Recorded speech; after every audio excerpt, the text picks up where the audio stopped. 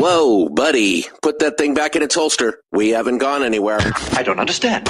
Check out the MichaelDukesShow.com for information on how to get access to the podcast. Welcome to the party, pal.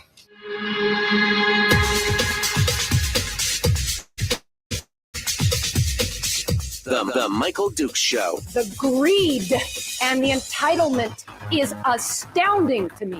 What more could you want from a low-budget radio program? This is a dumpster fire. That was just BS. It is time to get a new perspective. We know just what you need, and we've got just the cure. Open wide and prepare for a steaming hot cup of freedom. I just don't fathom it. The Michael Dukes Show, streaming live across the world. Oh, baby. Live around the world on the internet at MichaelDukesShow.com and across the state of Alaska on this, your favorite radio station and or FM translator. Good morning, my friends, and welcome to Tuesday. I took yesterday off. It was amazing. I slept in and then I got to work. And in fact, you can now check out all of our brand new websites for the radio stations, including the station that this is broadcasting on down on the peninsula, which includes kgtltheanswer.com, and check out all our websites as well. Got a lot of that work done yesterday, and feeling pretty good about it. So good stuff, which means that we have to start this week with the Tuesday, which I know it's gonna hurt. It's going to hurt. Buckle up, Buttercup. Here it comes. It's going to be painful. But good. It's a good pain. That's it. Brad Keithley with Alaskans for Sustainable Budgets comes in every week to share with us. And we thought we'd bring on the good pain for this Tuesday edition of the program. He joins us now. Chris Story will be joining us later on in the show. Hello, Brad. How are you this morning? Are you ready? A good pain. I'm going to start sending you, introductions or something. Yeah. No, I mean, it's interesting because you always bring up some of the most interesting topics, in the state, things that a lot of people just don't talk about. And the problem is we need to be talking about them more. We jokingly talk about how painful Tuesdays are, but it's only because it's true. It's the truth. And if we don't face it, we're going to be, if we don't face the truth, we're going to be subsumed by it. And that's part of the problem. So we've got to face it. So you're the harbinger of, the cure that makes you sick, but the disease will kill you kind of thing, right? I mean, that's kind of what it comes down to. Okay, I'll go for that. So, I mean, it's like I said, it's a good pain. It is what it is. So let's get started. Today, we're going to talk about three big topics. Number one is the revenues. The Senate is starting to talk about it. I mean, they've kind of, and Rob Yundt got the conversation started, although he immediately took some slings and arrows from the fiscally conservative right, on this. So let's talk about it. Well, I'll go to the end and then sort of back up. The end is I think Rob Yundt's done a great job, and I've become a bigger fan of Rob Yundt as a result of him stepping up to address more equitable, lower impact revenues. I mean, does anybody want revenues? Probably not. But if we're going to have revenues, and that's the situation the state's in, like it or not, whether there is an education bill at all or not, the state's in a deficit situation. As the Ledge Finance analysis said, even before considering HB 69, even before considering any of the additional spending bills that have been piled on this session, the state's in a deficit, even at 75-25 or 25-75 PFD. So I think Rob is to be commended for facing up to reality, not living in the fantasy land where spending cuts only are going to solve this someday. We've been going down that road since 2017 or since 2019 when the governor tried it. Couldn't even get 16 in the legislature to back him up on that. And the governor hasn't tried it again because he doesn't think he can do it. So I think Rob's done a great job, but that's sort of the end of the story. Let me go back to the beginning. Last Tuesday was sort of a big day for fiscal policy. The day started, at least my day started, with the usual Tuesday segment on here. But when I got off and started looking at what the papers were saying, there was an op-ed in there from Larry Pursley.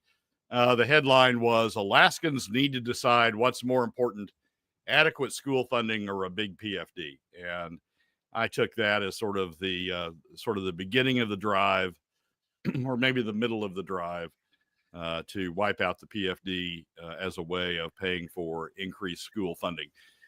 Personally, as he's always done, made it just a binary choice. Either it's increased spending on this end, which a lot of people support for various reasons, or the PFD on the other end, and that's it. That's the only choice. Tuesday's got better, though, in the context of how we're going to face up to these problems that we've got ourselves into. Tuesday got better with the Senate majority press conference, and it was refreshing in a sense that they were talking in terms of reality. That Lyman Hoffman, who is the co-chair of Senate Finance for the operating budget this year, was talking in terms of reality. This is what he had to say as reported by the ADN. "We haven't addressed revenue for decades," said Lyman Hoffman, a Bethel Democrat, told reporters. "I think it's high time the legislature looks at raising news revenues if we want to accomplish the many things that we want to do. If not, I don't see a clear path forward to balancing not only this year's budget, but next year's budget." And Hoffman went on to say that one of the things they're going to look at is oil taxes. He mentioned specifically the Hillcorp loophole, which is about $100 million loophole, and the credits that are used to reduce oil tax obligations, sliding scale credits, as two places they're going to be looking at. The House did an interesting thing in response to Hoffman's conversation. The House said, in response, Andy Josephson, chair of the operating budget, House Finance, told reporters that the 21 members of the House's majority caucus really haven't sat down and gotten really into what we would find acceptable in terms of revenues. We're not interested in severance tax reform, so that's sort of off the table. It's interesting in the sense of what it didn't say. It didn't say anything about corporate taxes, which is where the Hillcorp loophole is. It focused on severance taxes. And severance taxes, the House's position on not addressing severance taxes seemed to be the price that the Democrats and independents paid to get Chuck Kopp on board and Louise Stutes. Part of the terms and conditions of them coming on board was the majority wouldn't, the House majority, the then coming House majority wouldn't take up severance taxes. So they've got themselves in a bit of a quandary. But the Senate looks like it's ready to address it. And I think it's a good thing. I mean, look, let's be real, as Rob Yundt is. Let's be real. The reality is that spending has continued to increase. Yes, everybody would like to take spending down. Fiscal conservatives would like to take spending down, but it hasn't happened. It didn't happen in 2019. It hasn't happened since. It's not going to happen this session. No one's talking about deep spending cuts. And so the question becomes, what's the most equitable? What's the lowest impact revenue source to use to pay for the spending? And PFD cuts ain't it. PFD cuts have the largest adverse impact on the overall economy, and they are by far the costless to the majority of Alaska families, are hugely regressive and hit middle and lower income Alaska families far higher than they hit the top 20%. Don't take anything from non-residents. Don't take anything from the oil companies to pay for additional spending. So there are by far much more equitable revenue sources. And it's encouraging to me, frankly, that the Senate majority at least is talking about some of them, not all of them. I mean, the Stevens said he wasn't interested. He didn't think the majority was interested in sales or income taxes. So we've still got a long way to go, but not totally closing the door to more equitable revenue sources. Rob Yundt had started out earlier by introducing SB 92, which closes the Hillcorp loophole. And the Hillcorp loophole, for those who haven't caught up, I keep saying loophole. I just love it. It's a tax structure that they've taken advantage of. I don't know if it's a loophole, but I understand. Well, it is a loophole. It is a loophole, Michael. I mean, here's Alaska. I mean, people like to talk about C and S corps. Let's talk about it in terms of the way that it really structures out. Alaska has a tax code, a corporate tax code for oil companies. It is built on the general corporate tax code, but it is separate. The way it's designed is separate for oil companies. Every oil company pays it. The major oil companies pay it. BP paid it before they sold to Hillcorp. What Hillcorp did was come in and slide through an exemption or an exception to the general corporate tax, which turns into an exception to the petroleum tax, and is the only major petroleum company in the state not contributing to the overall petroleum corporate tax. That's a loophole. That's a tax loophole. If we were talking about federal tax policy, you had 9 panelists up here or 10 panelists up here talking about federal tax policy, all 10 of them would talk about it as a loophole. So it's a loophole. It's an exception to the general rule of the petroleum corporate tax. And Hillcorp's taking advantage of it since they acquired BP's properties. And Rob, I think, straightforwardly said, look, all companies ought to be taxed the same. All companies in the same situation ought to be taxed the same. So we're going to close that loophole, and we're going to subject Hillcorp not to any additional tax over and above beyond what the other companies are paying, but we're going to subject Hillcorp to the tax that they're paying.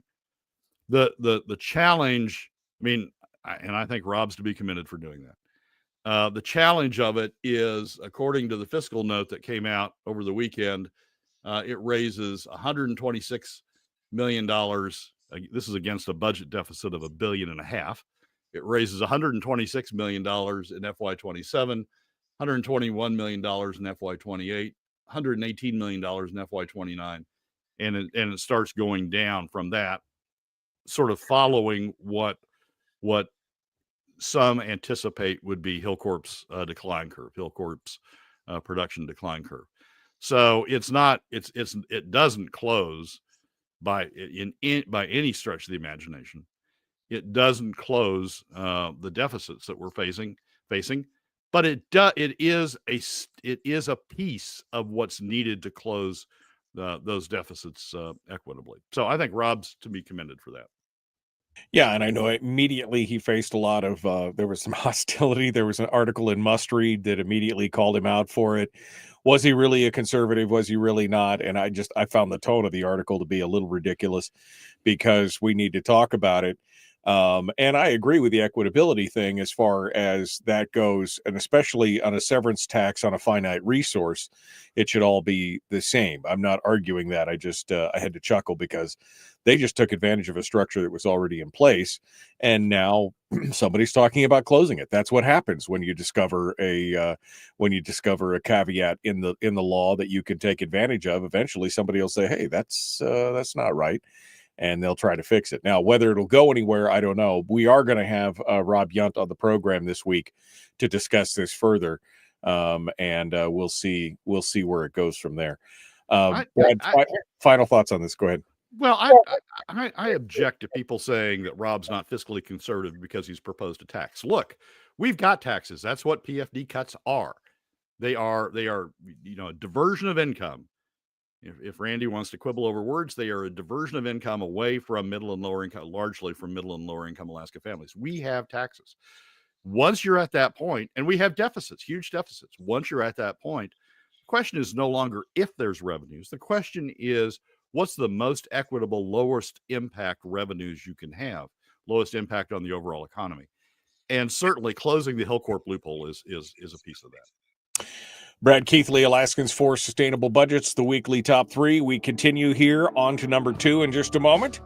Don't forget you can find Brad at ak4sb.com on the interwebs.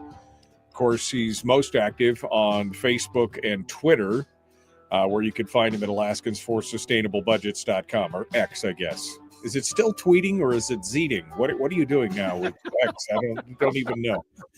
All right, we're going to be back with more The Michael Dukes Show. Common sense, liberty-based, free-thinking radio.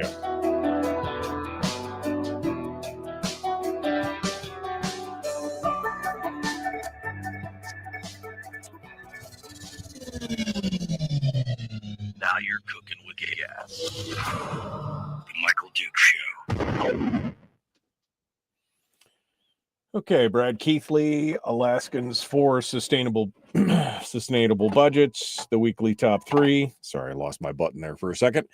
All right, we are continuing on. Look, I understand that. I just, people do ask about the loophole. This is not something that Hillcorp put in there or did it. They just took advantage of it. And as a business, and if I could retain $100 million a year in income that I didn't have to give up just due to the structure of my business, I'd probably do that. I'd probably bank that as well. But it's just something that when the corporate tax code for the petroleum tax was put together, S corps were not really a thing. And so it was a little bit of a different, they weren't as popular. Today they're wildly popular. So it's just a little bit of a different thing. Yeah, and S corps, generally speaking, I don't have a problem with at all. I mean, the thing about S corps, what the S corps do is that they allow a pass through of the income. They don't tax it at the corporate level, so you don't have double taxation. They allow the income to drop down to the personal level, and you take what otherwise would be corporate income. If you have an S corp, you take it at the personal level. And from a federal standpoint, that's not really considered a loophole because you pick up the tax revenue at the personal level. The individual who owns the S corp or the individuals who own the S corp pick it up at the personal level. The thing in Alaska is we don't have a personal income tax, and so it's not picked up at the personal level. Instead of dropping through and being dropping through the corporate level and then being picked up at the personal level, it just continues on dropping. And it drops to the individual's bottom line, and so that's the issue with it in Alaska. We're just not picking it up anyplace. It just completely drops out. And yeah, Hillcorp didn't create it. It was created back there, but at the federal level, 99% of the loopholes that exist aren't created by those who take advantage of them. They're created by someone else, and everybody sort of rushes in and once you see it, you sort of rush in and take advantage of it. I will say one other thing about this loophole, Michael. It was okay, maybe sort of fine to defend it. Prior to last session, when Hillcorp, threatened to cut off the Cook Inlet, threatened to stop making investments in the Cook Inlet if anybody touched their loophole. and that's when the loophole became a weapon. They weaponized it against Alaskans, against Cook Inlet gas consumers. Yeah. And whatever sympathy some should have had for Hillcorp should have dissipated at that point. Right. And we should be trying to get them on a level playing field. So I commend Rob. I mean, I know it probably, no doubt took a lot of guts to put that bill in, his first bill as a new freshman. But I commend Rob for doing it, because again, folks, it's not whether we're going to have revenue. It's not whether we're going to have taxes. It's what kind of tax we're going to have. And when you were looking at it that way, the question is, what's the lowest impact, most equitable approach? Right. And Rob certainly identified a piece of that. Yeah, I mean, look, Anthony says it. Of the only two options are, if the only two options are catastrophic budget failure versus implementation of a tax to keep us alive, not sure it makes you not a conservative to decide budget seppuku is a bad idea. And that's exactly it. I also agree with Bradley, who says, as a business owner myself, I pay very little in taxes because of the way the tax laws are written. I use the system to my advantage. That's what businesses do. And I'm not criticizing Hillcorp. Like I said, I think I would have done the same thing. Now, if they start to weaponize it and call for other things, that's kind of a different kettle of fish. And as an owner of a resource, I want to get maximum yield for my finite non-renewable resource. So I also want to see that fixed. No, I'm not blaming Hillcorp, but it also makes sense to close it if we can get more for our own. It's our resource. We own it. It's us. We're the owners. We're the guys in, the Permian who are telling the oil companies, you're going to pay me for that or else, kind of thing. That's how it works. All right, we're going to jump into this and see where we need to go. The Michael Duke Show, common sense, liberty-based, free thinking radio. Let's go.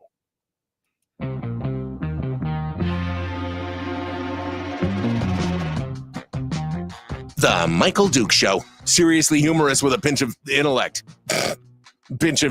Sorry. That is humorous. Here's Michael Dukes.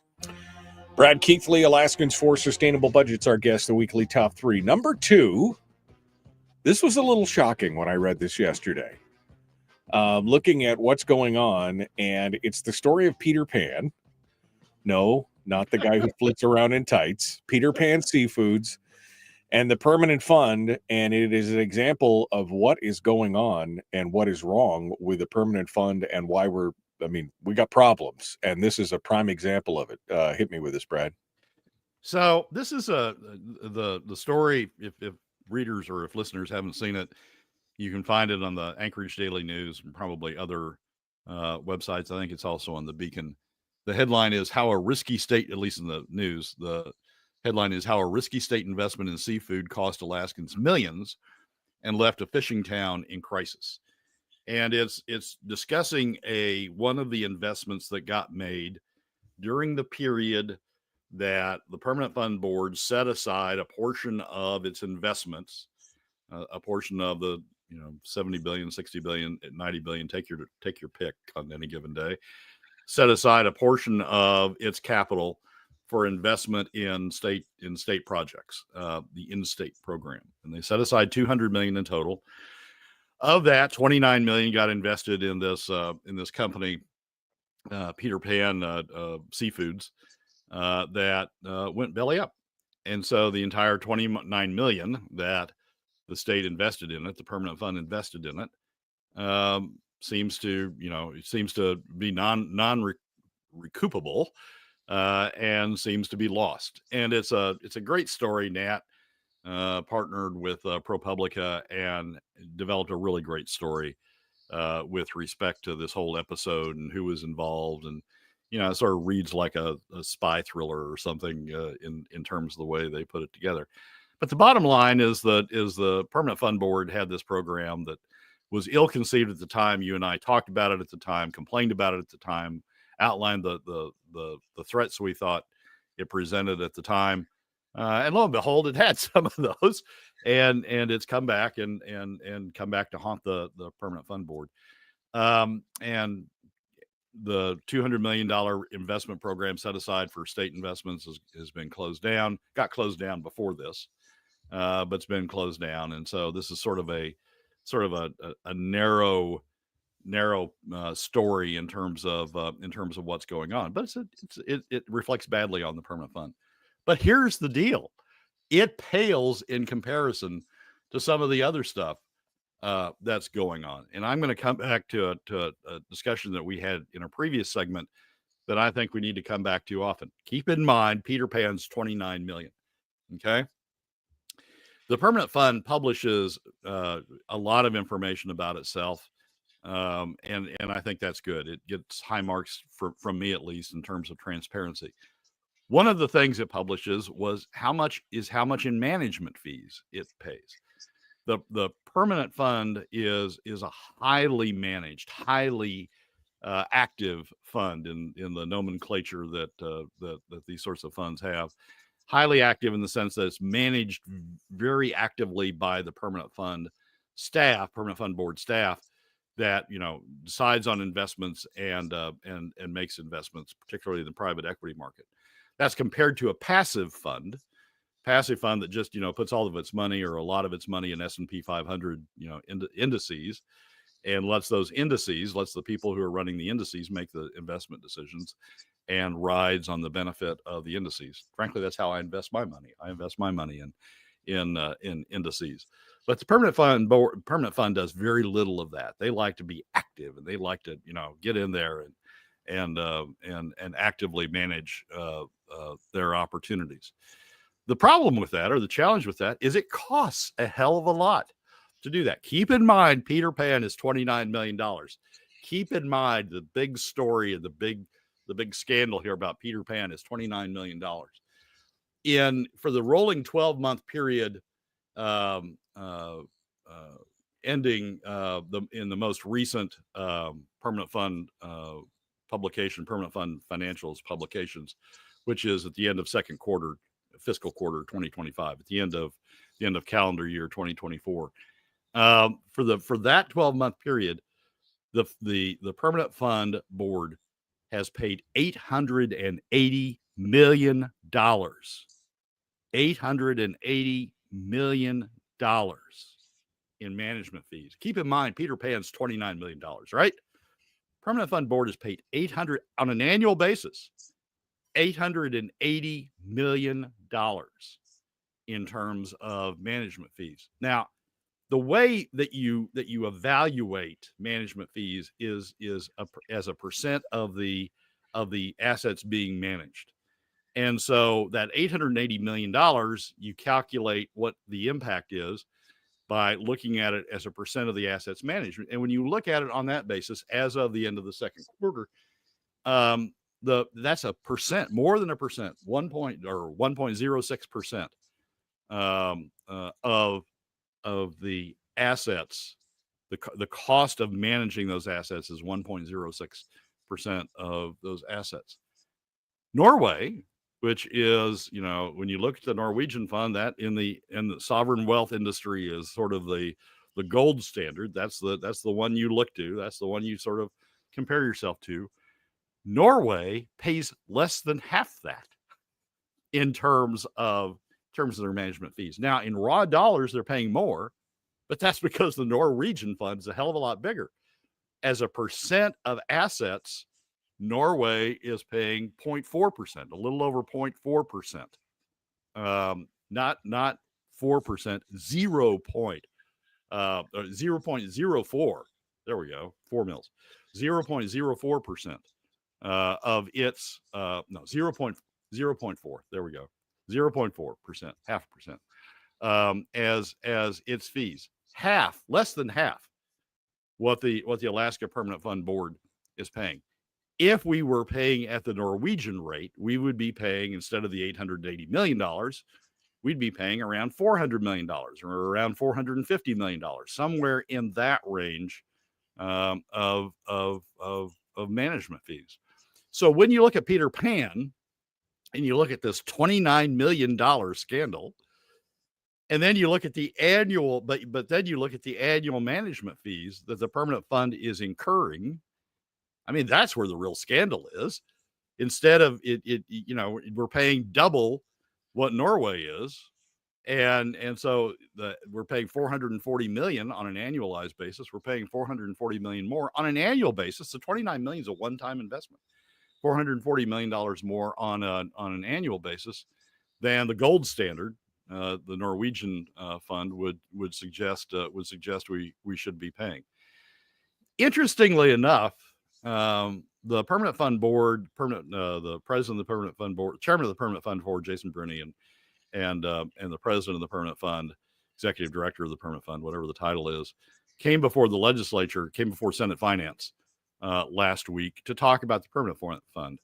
They had a 35-page slide PowerPoint, dense PowerPoint. This wasn't 1 point per PowerPoint page. This was like 20 points per PowerPoint page. Extremely dense PowerPoint. 35 pages of it. Management fees aren't mentioned at all. They mention returns. They don't mention 1-year returns, which are looking horrible for the permanent fund right now. They mention returns. They mention them on a 10-year basis, a 5-year basis, a 3-year basis. They actually don't publish. I mean, what's really sort of shocking, they tried to defend themselves about how good their 10-year returns look. They don't publish the 10-year returns publicly. They don't even consider them important enough to publish publicly. But when you go to the legislature and you're under fire, let's haul out those 10-year returns and look at those.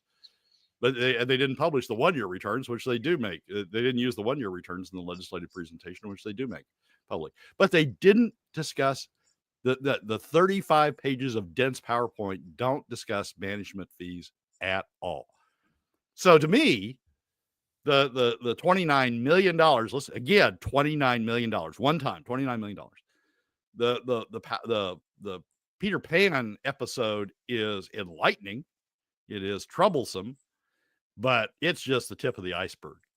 Once you plunge down below the tip of the iceberg, once you go below the water surface, you see this huge sitting iceberg down there in terms of management fees. What the final humorous thing is at the end of the entire presentation, Jason Bruni, the chairman of the permanent fund board, Governor Dunleavy's appointee,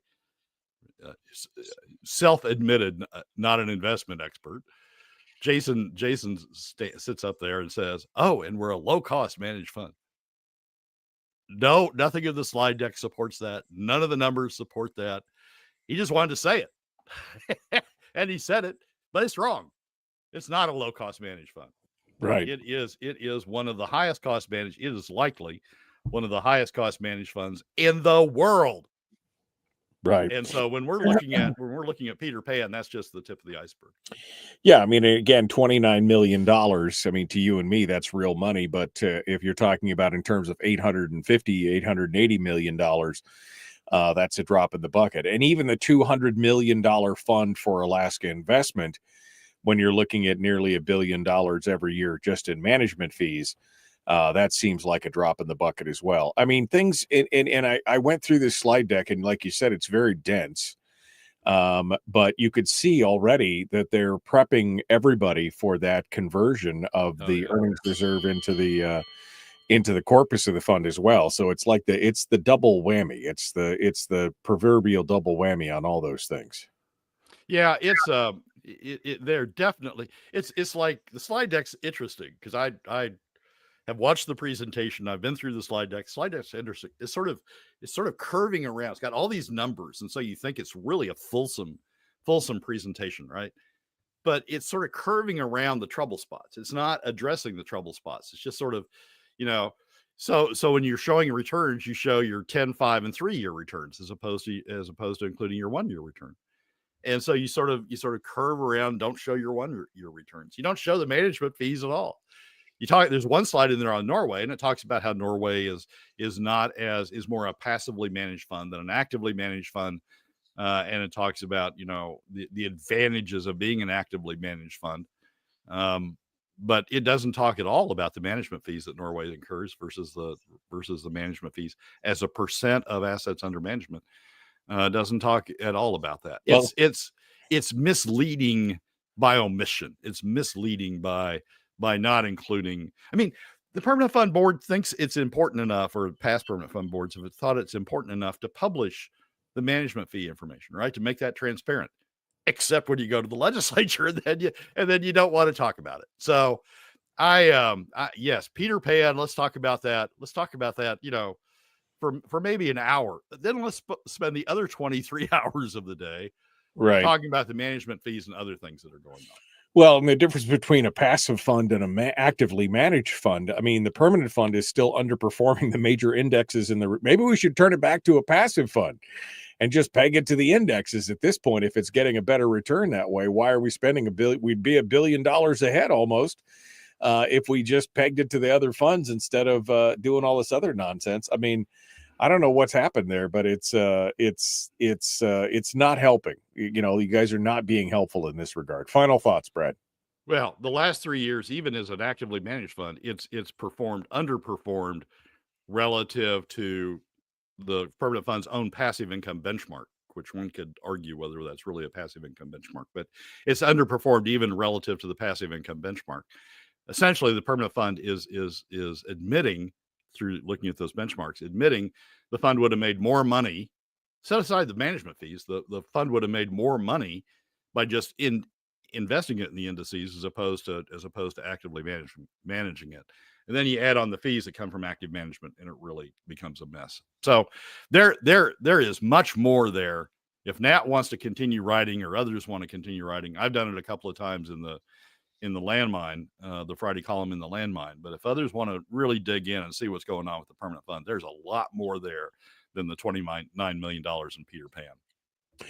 Brad Keithley, Alaskans for Sustainable Budgets, the weekly top 3. We continue. We got more coming up. One final segment for today. We'll be back with number 3 in just a moment. The Michael Duke Show. Common sense, liberty-based, free thinking radio.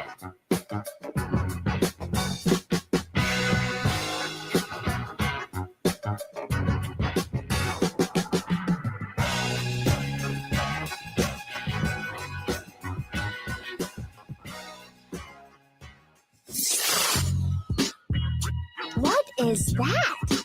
Common sense. Regularly heard on American radio. Michael Duke Show. Radio. Brad Keithley, Alaskans for Sustainable Budgets. The weekly top 3 continues. Yeah. I'm sorry. I'm just going through here, looking at some of the comments and stuff like this.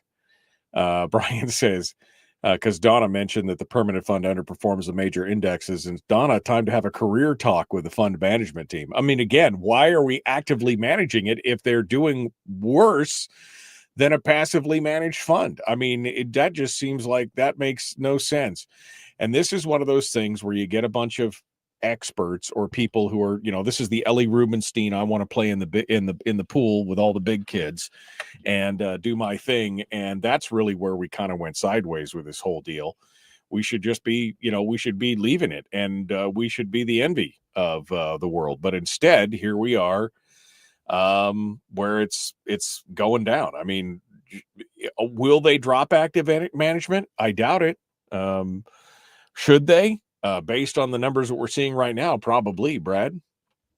Oh, they need to be much less actively managed than they are now. I mean, what Norway does is use passive indices for a large segment of its investments, and it retains a little bit to be actively managed in terms of investment in the private markets. We have, if I recall, the discussion with Senator Stedman, who was raising sort of this point, although he wasn't raising the fees question.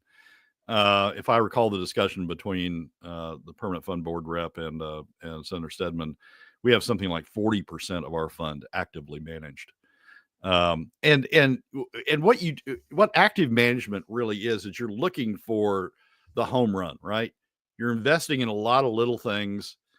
Well, hopefully you're investing in a lot of little things. You're not putting all the chips in one pot. You're investing in a lot of opportunities in hope that a few of them hit big and sort of cover whatever losses you have in the rest of them. I mean, it's sort of like the $200 million that got invested in the state.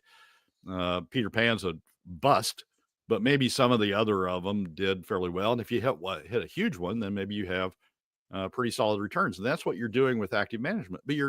But you're assuming when you do that you can outguess the market, right? You're going to find the golden egg that very few others have been able to find. You're going to find a piece of the golden egg with others that very few are able to find, and you're going to hit the home run and have great returns. Maybe that happens, but the odds are maybe it doesn't. And permanent fund's big, but it's not a big player in the overall investment world. And for it to think it's going to find the golden egg, it's going to have the inroads, it's going to have the insight to find the golden eggs out there is, that's a lot of hubris. That's a lot of expectation about yourself that is not being proved true in the market. So yeah, we do need to lessen the amount we have in the private equities. We need to as Senator Stebbin pointed out, we need to lessen the management fees. And Michael, when we do that, there's going to be an interesting phenomena occur. All of a sudden, the money in the earnings reserve is going to go up because we're going to be realizing income in a way that we're not now, because we're making all these private investments and holding on to them for extended periods of time, Right. hoping they hit, not turning them into cash that's going in to the earnings reserve. So there's a secondary impact of creating cash that goes into the earnings reserve on a more regular basis, which lo and behold solves your earnings reserve problem. There's a lot of issues in this in this one area of how much of our nest egg we're putting into these private assets. Management fees is a big part of it, but it also has knock-on consequences in other areas. Lesko says, why don't we have any media looking into the fund mismanagement or looting? And that's because people's eyes glaze over as soon as you start talking about the details of something that's kind of complicated, like the permanent fund. Most people don't understand how it works. Most people don't understand how education funding works, let alone, I mean, they'll buy hook, line, and sinker the half-truth of the BSA non-increase or things like that. And it's because their eyes just glaze over. They're like, so it's a problem. It is a problem. And you can get a sexy story like Peter Pan that affects people. And the story is built a lot around how it destroyed, a fishing village, dependent on the Peter Pan facility. You can build a human interest story around that. It's less easy to build a human interest story around management fees. So that's part of it. I mean, you can't get such sensationalized press out of it as easily as you can out of the Peter Pan episode. Yeah, more people need to understand, but it is the lifeblood of the state right now, because that's where we're drawing the majority of our revenues, and we should be paying attention to it. 100% for sure. All right, we're jumping into number 3 here. Brad Keithley is our guest. Please like and share. Please go over to facebook.com/KGTL The Answer and like there as well. Here we go. Let's do it.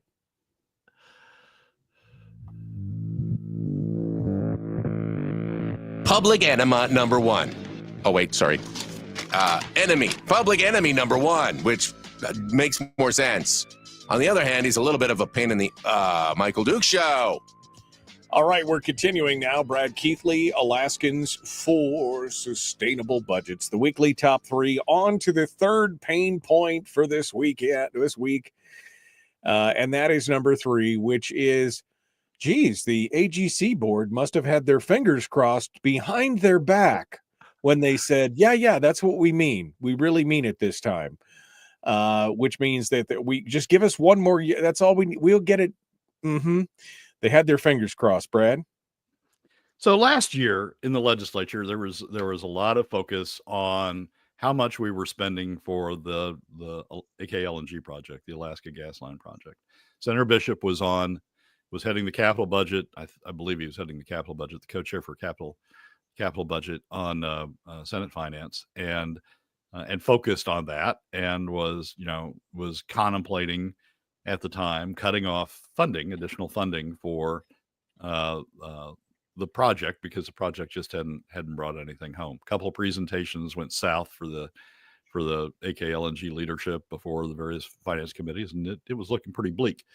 The response to that was a letter dated April 22nd, 2024. We're talking about last year, April 22nd, 2024, signed by the chairman of the AGDC board, Janet Weiss, the vice chair, Mike Chenault, secretary treasurer of the AGDC board, to Senator Bishop.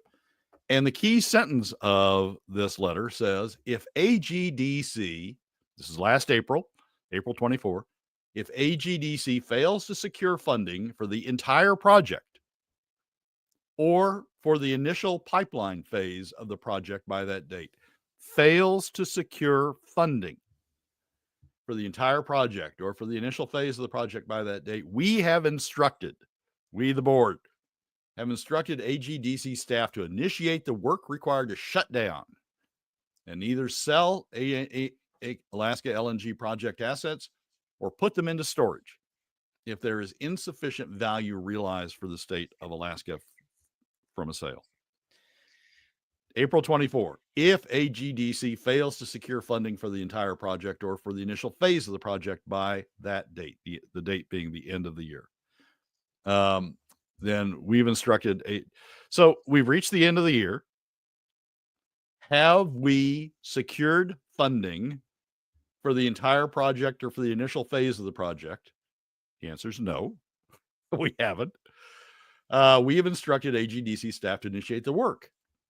Have they initiated the work required to shut down and either sell AK LNG project assets or put them into storage? Nope. They're still going. The only thing they've secured by the end of the year, was a press release. They don't even have the project details. They don't even have the contracts.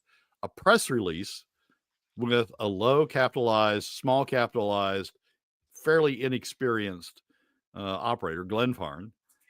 They've got a press release with Glenfarne that says Glenfarne is going to negotiate project documents with AGDC that, if negotiated, will have Glenfarne take the lead for the project through FID and then beyond if they decide to go to final investment, if they decide to make the investment. Is that financing for the project, for the entire project or for the initial phase? Nope, it's not. Even the financing that Glenfarne, even the financing that is there for Glenfarne to do the work once they enter into the documents, once they negotiate, and if they finally agree on the documents, enter into the documents, even the financing that's there for Glenfarne to do the work to FID isn't Glenfarne's. It's backstopped by ADA, by a promise from ADA to pay $50 million to Glenfarne to reimburse them for FID. Right. At one point, we thought the legislature was going to be able to stop that, but last week, ADA testified, no, they're committed to the $50 million whether the legislature approves it or not. They've got $50 million sitting around.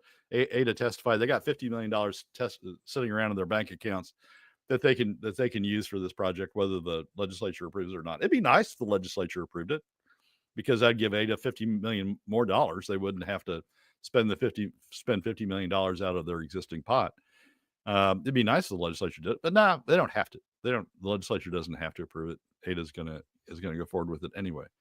But that's all beside the point. I mean, even if you look at the financing's coming from the state. But that's all beside the point. The point is, this is what the letter said. We have instructed AGDC staff to initiate the work required to shut down and either sell the project assets or put them into storage if AGDC fails to secure funding for the entire project or for the initial phase of the project by that date. Haven't done. So what does the letter mean? It doesn't mean anything now. AGDC is just ignoring it. The administration's ignoring it. Hell, even the legislature's ignoring it. Everybody's got their blinders on, saying, what letter? And right. AGDC, who made this commitment, signed by the chairman of the board, by the vice chairman of the board, and by the secretary of the treasurer, AGDC has made this commitment. They aren't following through on it. Must have had their fingers crossed behind their back. It is what's going on with the AKLNG project is outrageous. As we discussed last week, in a context where the state clearly has run through all of its savings, the SBR, the CBR, deep into the PFD, deep into PFD cuts to pay for government, in a context where the state is so deep in deficits. To have this project continuing is just outrageous. And yet it keeps on going on. I want somebody to ask. I want somebody to haul the chairman of the board, vice chair of the board, and Mike Chenault, secretary treasurer, signed on the bottom line. You can see the signature. Haul them up in front of the legislature and say, "What the hell do you mean? What's this letter mean? And why haven't you done it? Why haven't you followed through on the letter?" Oh, well, we got Glenfarne. Well, Glenfarne hasn't made any financing commitments. In fact, Glenfarne hasn't made any commitments at all yet. They haven't signed any documents yet. No, but they did write a good opinion piece that talks all about how it's a competitive, well-positioned project. I think they said competitive like 6 times in the article, and you're like, competitive? I mean, even with an 80% subsidy, it's 30% over market value. How is that competitive? Yeah, that opinion piece was great, wasn't it? I mean, the opinion pieces by Glenfarne is talking about how great the project is. The one question that kills all this is, great, are you putting your money into it? No. we're gonna front end the money. It's the same thing on the NSTAR LNG import project. We're gonna front end the money. Glenfarne's gonna front end the money, but if there isn't FID, and there won't be, if there isn't FID, then we get reimbursed by the state in the case of the big line, or proposed to be by NSTAR and its ratepayers in the case of the LNG project. We aren't putting our money into it. So if it's such a great deal, why aren't you putting your money into it? Well, we're putting our time into it. It's I can tie the discussion in the second segment to this one, to this segment in this way. It's like one of the things that you do when you're doing a private investment. You invest in a lot of things in the hope that one or two will produce huge returns. That's what's going on here. Glenfarne has a bunch of projects out there. Somebody said, "Well, how would you like to add this one?" Oh, well, if it hits, it hit big, and look, they're going to guarantee us our money, so we don't have to. It's not any of our money out the door. We have to front end it, but we'll get reimbursed if it doesn't go anyplace. Likely not to go anyplace, so we'll get reimbursed. If it hits, well, that'd be great. But if it doesn't, we don't have any skin in the game. Right. So they can talk all day long about it being competitive and being great and being this wonderful thing, but they aren't putting any of their money up for it. Right. No, it's amazing to watch. I mean, it's like it's a zero risk thing for them. If they hit big, they'll make tons of money. And if they don't, we got paid for a year or two while we did all this work, and nobody didn't cost us anything. So everybody's still got a job, and we'll go on to the next project. I just had to laugh how the opinion piece talks about how they did $240 million worth of old gas into the. We're talking about a project that's worth $60 billion, and you're diddling around bragging about your $240 million. That's not even a blip on the radar, But yeah, this whole thing is astonishing. So, I mean, who calls them on the carpet? I know that both Bert Stedman and Bill Wilikowski were both quoted in one of these ADN articles saying it looks like it needs to be shut down. Is it going to be, or is it just going to keep limping along at this point? Well, ADA has now told them they don't have the ability to shut it down. I mean, surely they do. Surely they can pass a statute that says shut the sucker down. Do what your board said last year you were going to do. Right. But now ADA's saying, hey, $50 million, we'll just take it out of our kitty and our money over there.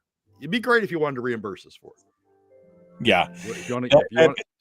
I think at this point, government is running amok. I mean, when the legislative body, which is supposed to have, the power over that kind of stuff, is told basically to go pound sand, that's a problem. Brad Keithley, Alaskans for Sustainable Budgets. Brad, thanks so much for coming on board. Michael, as always, thanks for having me. Folks, we're out of time. Hour 2, dead ahead. The Michael Duke Show. Be kind, love one another, live well. I mean, that's the thing, Brad. ADIA just basically told the legislature, you can't tell me what to do. We're going to spend this whether you think it's a good idea or not. We're going to spend this whether they said they were going to shut down or not.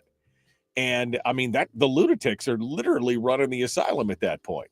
Yeah, we've got a second government going on, essentially, Michael. I mean, it's smaller than the big government, but we got a second government going on over at ADA in terms of money. I mean, they've been appropriated money over time for certain projects when they invest in those projects, or they lend money to those projects. And when those projects are producing cash back, when they're either paying off their loans or they're producing cash back on the investment, ADA is the one that gets the money, because it's ADA that made the investment, right?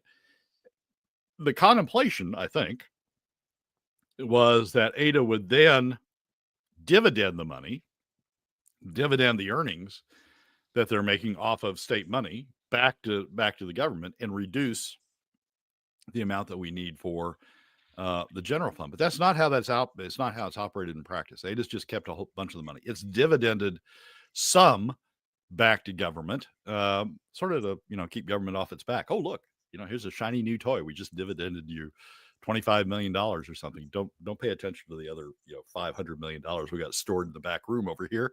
Here's $25 million. Aren't we good boys? Aren't we doing a good job? And by creating this cash pile, or creating this asset pile that they've got stored in the back room, they're able to do stuff like this. They're able to tell the Senate to go tell the legislature to go pound sand when the legislature's evaluating whether or not to continue to fund AGDC. It makes you want to say, all right, ADA, dividend all the money. Here's a statute, or here's the appropriation. Dividend all the money back. We'll decide going forward. We can't trust you anymore. We'll decide going forward when we give you money for certain projects, and we'll include provisions that say if you earn money off those projects, give it back to us.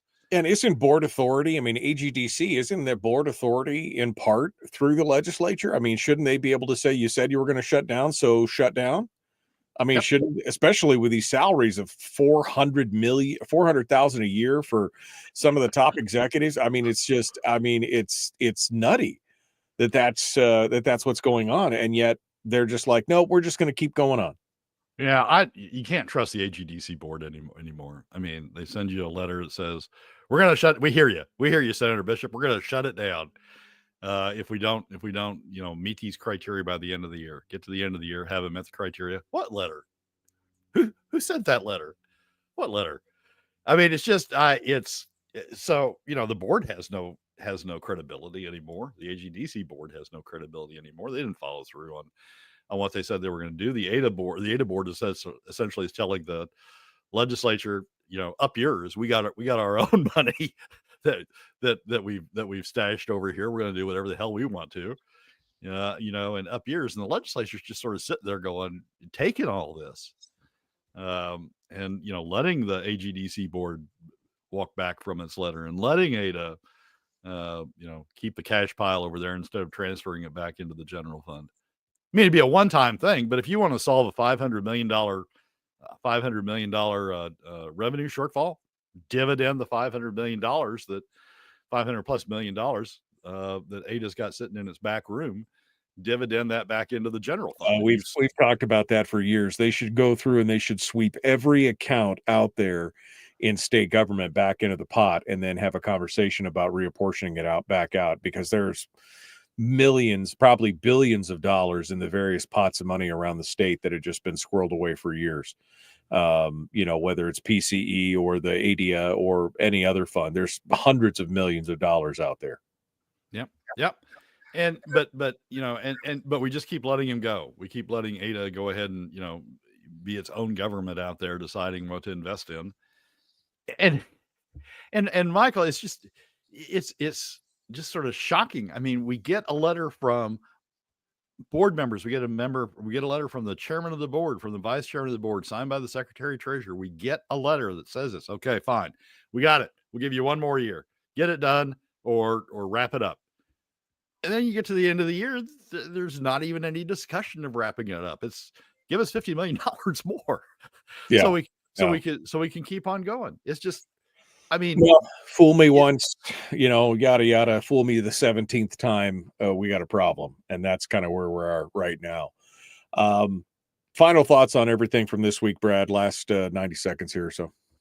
Rob Yundt is my personal most appreciated legislator right now. He's the most realistic legislator that we've got on the conservative side, and he's stepped up and recognized that yes, we got a problem, and yes, we've got to find better ways, more equitable, lower impact ways to solve the problem. So some of these other guys, the Permanent Fund Board, I'm just shaking my head, paying $880 million out in management fees. The AGDC and the ADA boards, I'm just shaking my head. But Rob Yundt's going down the right track, and I want to commend him for the proposal he's made to try to get us back on the right track. At least taking the first step to get us back on the right track of more equitable, lower impact revenues. We're going to have to see what he has to say. He's going to be on the program on Thursday to talk more about it, and we'll see if we can get some more details on it. Brad Keithley, Alaskans for Sustainable Budgets, the weekly top 3. It's not always pleasant, but it is always informative, and it's what we need to know. Thank you, Brad, for coming on board as always. Michael, as always, thanks for having me. Appreciate you coming, my friend. Stay safe and enjoy the music wherever you're going. I know you're going somewhere here eventually. So thanks for coming on board. All right, folks, we are out of time for hour 1. We're about to jump into it with hour 2. Here we go. The Michael Duke Show. Common sense, liberty-based, free thinking radio.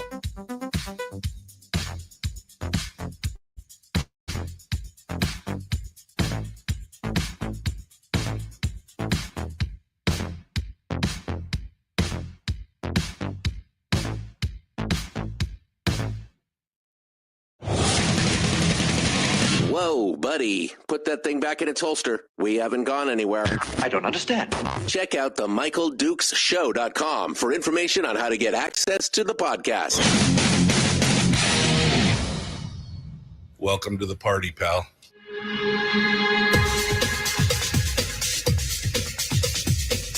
The Michael Dukes Show. The greed and the entitlement is astounding to me. What more could you want from a low-budget radio program? This is a dumpster fire.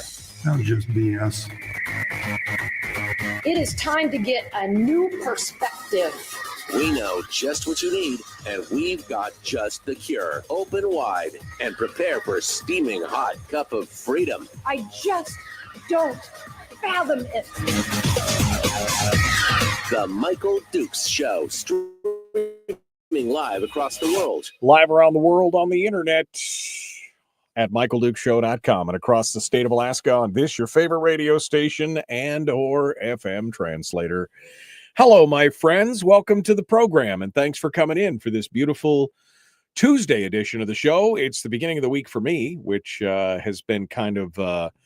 It's kind of nice to see a little bit of a day off. Got a chance to sleep in yesterday. Feeling pretty darn good. Feeling pretty darn good about that. Then I got a chance to go work on the rest of some stuff for the radio stations. Got all the websites up. If you want to check us out right now, we've got links up on our brand new website for kgtltheanswer.com, and you can go take a look at that and check out that page. You can like us on Facebook as there as well, facebook.com/kgtltheanswer. And we'd love to see you over there. Feel free to come over and join us on that one. We just finished up with Brad Keithley from Alaskans for Sustainable Budgets with the weekly top 3. And,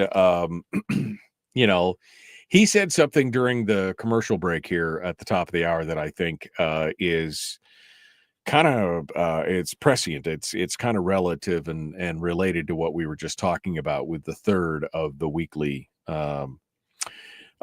top 3 issues. And that third issue was this issue with AGDC, the Alaska Gas Line Development Corp., and how they put forward a letter last year that said, hey, we know that we've spent gobs of money, millions and millions and millions of dollars, and we've delivered exactly nothing in the last, I think it's been close to 20 years now, that they've delivered nearly nothing in that time frame.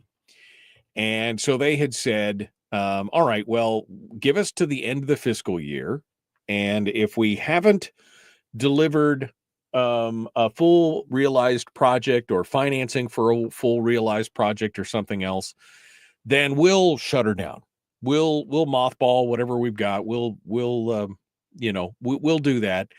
And then we'll we'll close shop. Of course, a lot of the concern has come out from things like the fact that the folks who are participating in this are making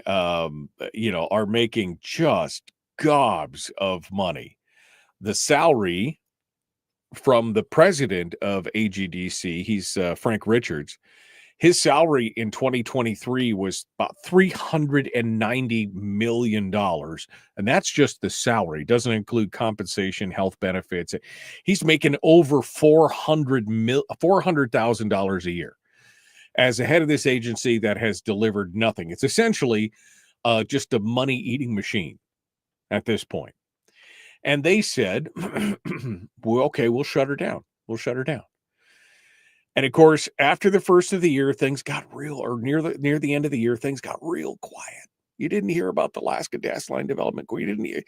And then all of a sudden, they pop up with this idea, this cockamamie idea, and somehow they convinced the governor that this was a good thing too, because he came out in favor of it. That all of a sudden, this Alaska LNG project is all of a sudden it's going to work. They've got Glenfarne on board. They've got, these other things, and now it's going to be competitive, and it's going pretty.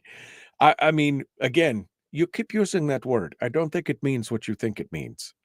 There's an opinion piece in the paper from Brendan Duval, who's the CEO and founder of Glenfarne, and it goes on to talk about, this gas line idea that we've been talking. This is a bold undertaking that embodies opportunity and forward thinking. So many buzzwords in this thing. Goes on to brag about themselves, how they've built a reputation in the energy infrastructure projects. And except for the people that I talked to, when this first came out, they were like, Glenfarne who? Who are they? They've built a reputation on energy infrastructure projects and initiatives that require leadership. Nobody knew who they were. But they go on to talk about, we determined that the Alaska LNG is a competitive, well-positioned energy infrastructure project that will generate over $10 billion for tax revenue of state and local. But how?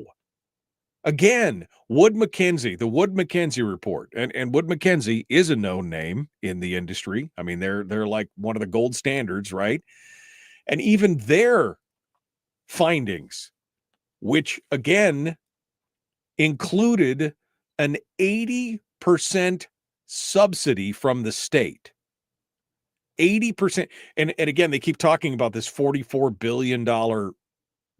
That's the price tag they keep talking about. They keep throwing that around. Remember, that was the $44 billion price tag was from Bill Walker's days.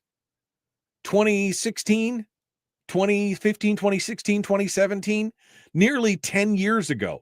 Name me one thing, especially something that's built from steel or metal of any kind, that it costs exactly what it did nearly 10 years ago.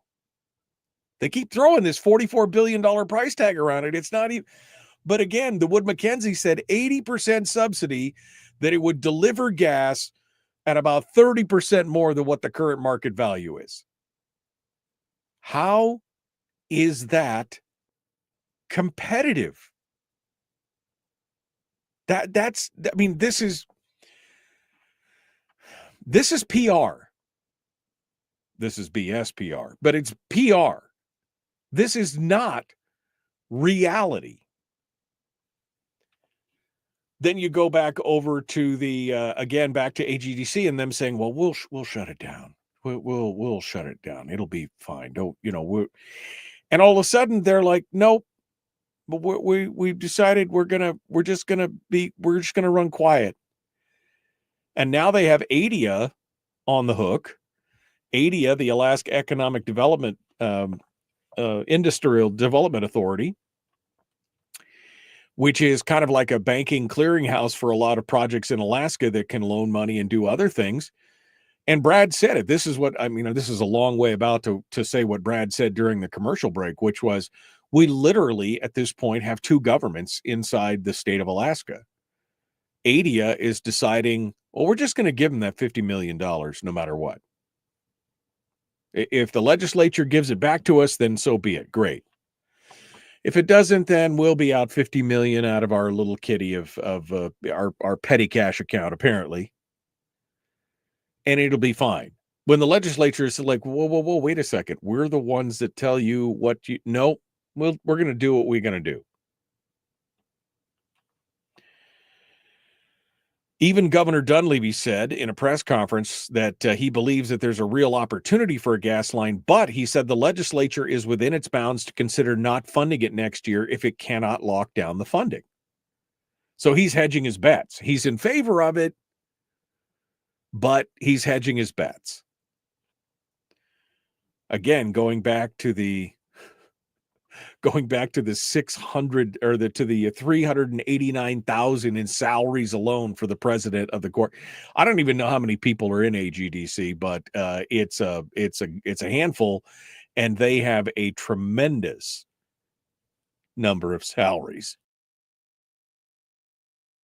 Bert Stedman is quoted in here and said that in an interview he talked about the corporation salaries and said they're appalling. He said at some point you've got to wind it down if there's no project, and those discussions will go on between now and when we wrap up conference committee with the administration. And then Wilikowski said AK LNG and the Gas Line Corporation should probably be shut down. He said it's time to move on to something else. And he pointed out that there's been a variety of different gas line projects and different that have come and gone over the decades and never been built. It's when will you figure out that this is an industry, that selling the pipe dream of an Alaska gas line is an industry in and of itself? I mean, Glenfarne is just the latest participant. As Brad pointed out at the end of the last segment, I mean, they see it. They said, well, if this hits, this will hit big and we'll make gobs of money. And if it doesn't hit, well, the state's backing us up on that $50 million front end money anyway. So we won't be out so everybody will stay employed. We'll take the $50 million and utilize it and run it through our company. And then if it hits, great. We all become filthy rich. And if it doesn't hit, no harm, no foul. The state's going to pick up the money. We're not out any money anyway. That's the whole point. It is an industry at this point to sell a gas line, because Alaskans are emotionally gullible when it comes to Alaska gas. Now, again, I'd be the first to say, I want to be able to use our gas.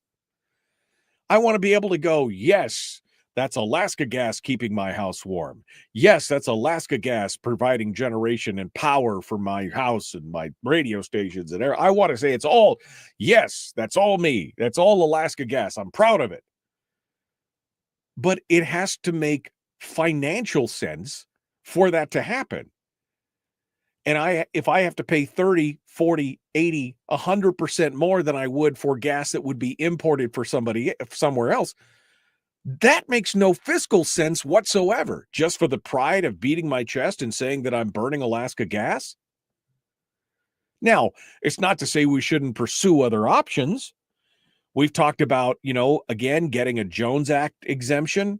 We talked about, dredging out the queue and the key up in the North Slope and Harbridge for deep water tankers and tanking the LNG down there are other options, but nobody else is talking about those things. It's always like the gas line or nothing. Now, if Trump decides that it's a national security issue and they push for it as an infrastructure project, you can go back and listen to last week's weekly top 3 with Brad to get the full download on that discussion.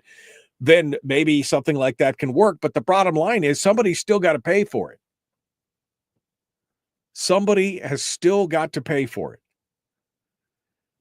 And this idea that these agencies in the forms of the AGDC board and the ADIA board can just arbitrarily say to the legislature, Nah, thanks, but no thanks. We'll keep working.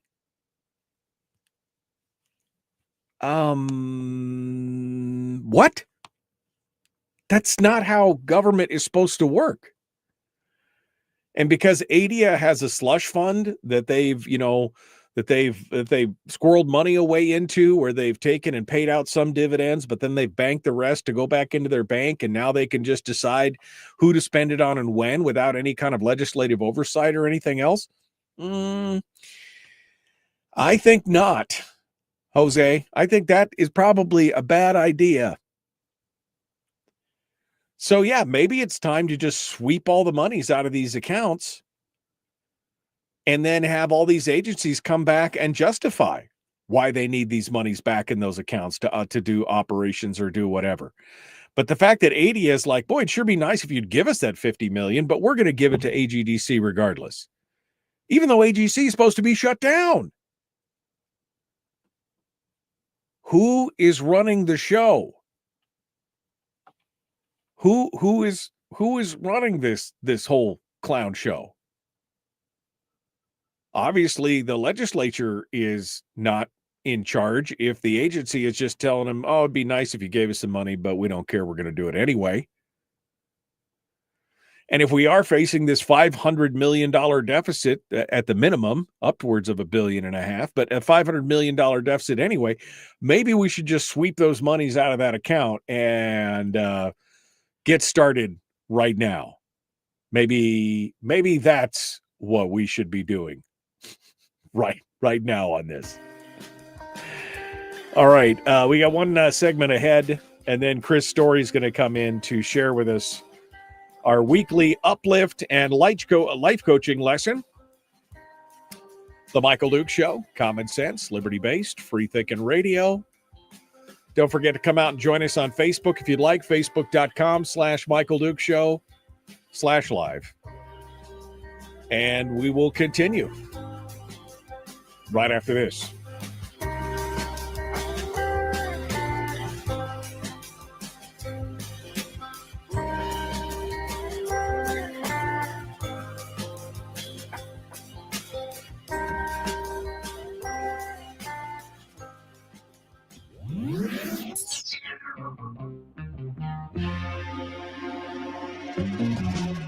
Running on 100% pure beard power. Oh, also some coffee. We dip our beard in coffee. Ha, nice beard. The Michael Duke Show.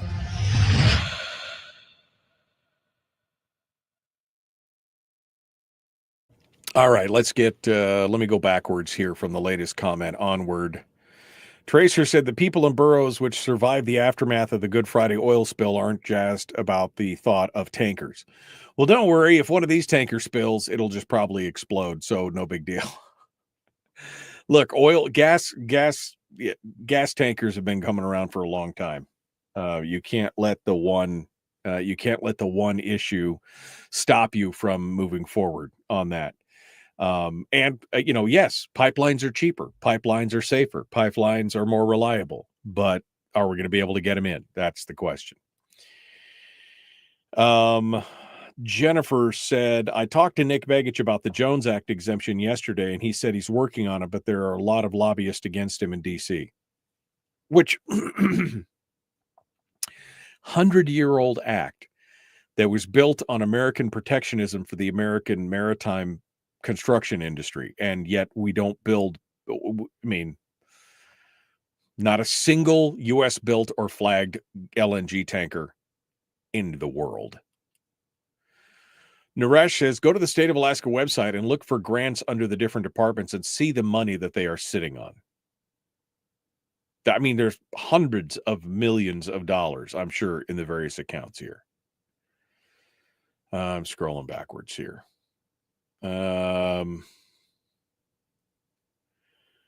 Let's see. Don't know if I could make it on only $166 million a year, but I'll make that sacrifice for the people.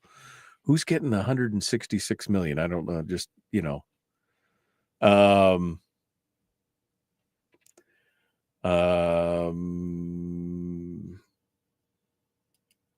singular guy making $500 million a year as a salary at the same time the government is gutting the dividend and still begging for more sand.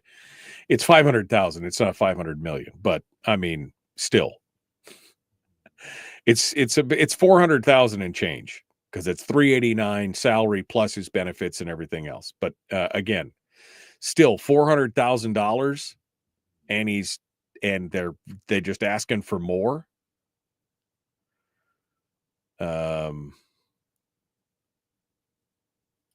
Let's see here. Was talking about the cost of the line. He said when Hal Crow was running for governor back in 06, it was pushing $40 billion. I wouldn't surprise me if it's closer to 100 million now. Yeah, I mean, I estimate it's probably somewhere between 70 and 80 billion dollars would be the new estimate for the same project. 44 billion is what they talked about during the Walker administration. You know, I mean, that, you know, ow. All right. Yeah. Glenn Farn is well positioned to what? Bohica? To bend us over? They're positioned all right. Are they the giver or the receiver? I feel like they're the giver, and they are well positioned. I'm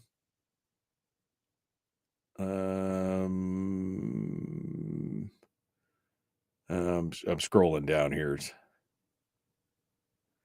The gas line authority, says Brian, will survive until the executives are ready to retire. Again, it is a industry to sell us on the pipe dream of an Alaskan gas line. It has been an industry since the late 50s. That I just, you know. Harold says the only way to get gas off the slope, build 2 gas-fired power plants, one at Fairbanks and another at Homer, and offered sustained economical power to the Mag 7 data centers. I mean, they've talked about that. They could build a couple of huge power plants up on the North Slope and then run DC lines all the way down. That's another way to do it. Turn everything to electricity, including your heat. But I mean, that kind of screws up the add-on industries and everything else. But, you know, it's an option. It's all an option at this point. All right. What was your T-shirt last week? Govern me harder, Daddy. Yeah, exactly. Govern me harder. All right, we got to go. The Michael Duke Show. Common sense, liberty-based, free-thinking radio. Like, share, subscribe, ring the bell. The Michael Duke Show, proudly splitting the left versus right dichotomy. Yeah, I had to look that word up too. I don't think it means what he thinks it means. Here he is, though. That guy, Michael Dukes, the one with the show.